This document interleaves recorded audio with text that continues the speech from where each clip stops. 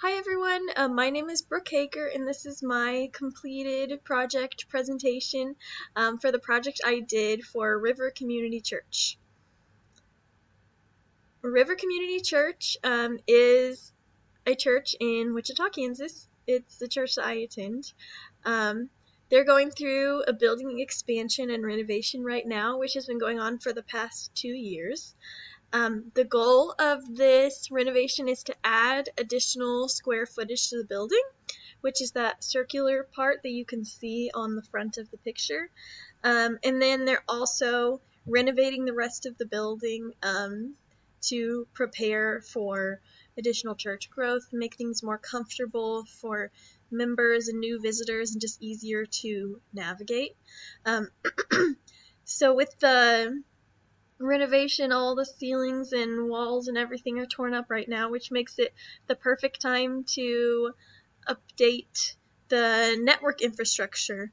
So the project that I had with them, just a little overview of it, we wanted to provide infrastructure for the new construction by installing new wireless access points in the new part of the building, because with that new additional square footage that they added, the old wireless access point signal reach wasn't enough to get out there, so we needed more wireless access points to keep kind of a smooth, seamless wireless signal throughout the whole building.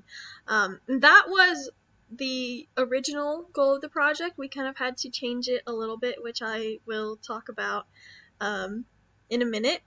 But another goal of our project was to update the existing infrastructure by replacing the old switch. And then we wanted to plan for future maintenance by installing the Ubiquity network monitoring software. So some goals that the church had for our project.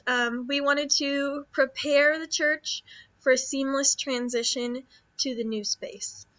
So we wanted to have all of the network infrastructure in place so that when the building is finished, everything will be just ready to go and there won't be any kind of awkward transition time. We wanted to make the church more comfortable for members, and this is just by adding new switch and the new wireless access points. We would be providing members with faster Wi-Fi, and we also tweaked the guest network a little bit so that it's easier for guests to get on, but I'm sorry, I'll talk about that in a second. Sorry, I'm getting ahead of myself here. We wanted to improve office productivity by providing faster internet speeds for the staff and more ways for them to connect.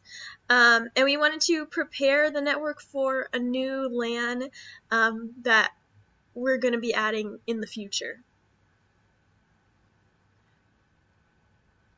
So to do this project, the equipment that we chose, the equipment that I chose for replacing the switch was the Ubiquity Unify switch with 24 ports, and this switch provides power over Ethernet, which means that you don't have to have a separate cable to plug in the wireless access points or anything else that you're powering. You just have to have the Ethernet cable and it will transmit the Ethernet signal as well as electricity to the devices, so you can just have one cable, which makes things a lot cleaner and a lot easier and cheaper in the long run. So the reason that we wanted to replace the switch was because the old switch was too small. It had 18 ports, and they were almost all taken up already. So there was no room to grow with this switch. And the old one didn't provide power over Ethernet, so they had to have these little injector boxes. So the cable would come from the switch to the injector, and then a separate cord would go to the device. So it was just kind of clogging things up and making it more cluttered and difficult. So getting rid of those electricity injectors is really nice. The reason that we chose this switch and this company is that they're very powerful, they're really user-friendly, and they have a good price point as well. I think this switch was $379, so it's really a good price for what you're getting. The main reason that we chose this was because of the user-friendly aspect to it. This switch is compact, and like I was saying, it uses the unified computer and mobile app to perform maintenance and diagnose issues.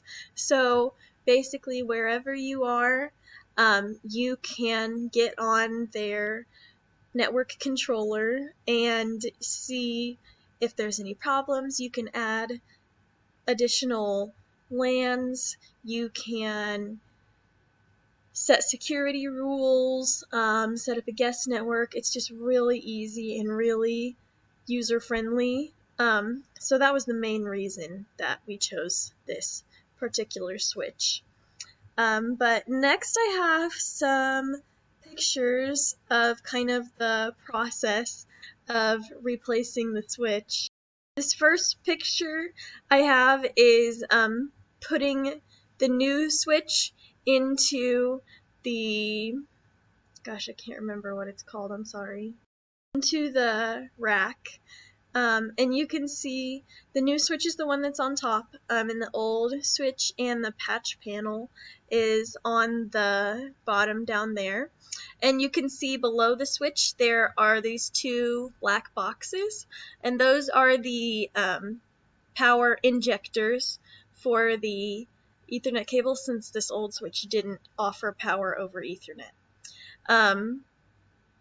And with this old switch, the organization was kind of all over the place, so we didn't really know which cable went where, some of the cables. So I have on this, the second picture is just the list that I wrote to keep track of all of the cables that needed power over Ethernet, where they were plugged in, so that we could make sure that we got those cables plugged into a power over Ethernet port, because this particular switch only has 16 power over Ethernet ports, so there's 8 ports that don't offer the PoE, so we wanted to make sure that the ones that needed PoE got into the PoE ports. And the next picture that we have is the new switch with everything plugged in. I'm sorry, you can see that we were able to get rid of the injectors back there, and everything is still looks a little bit messy in this picture, so it needs to be organized a little bit. But the second picture that we have is the little chart that has all of the ports and where they go to, so that in the future, whenever we need to perform maintenance on it, it'll be a lot easier to be able to say, hey, I need to work on the downstairs children's check-in. Oh, it's port 16. So, yeah, that's just a good little thing for the future. The next thing that we decided to do, so as I said, our first goal was to install new wireless access points in the new addition to the building. Unfortunately, due to the pandemic, there's a shortage of building materials, and building materials right now, the prices are just really expensive on all of them, so it kind of delayed our construction a little bit. And unfortunately, we weren't able to install the new access points because the whole new addition is just not at the point where we can install them. The ceiling is all just completely ripped up right now, and there's just not anywhere for us to put them.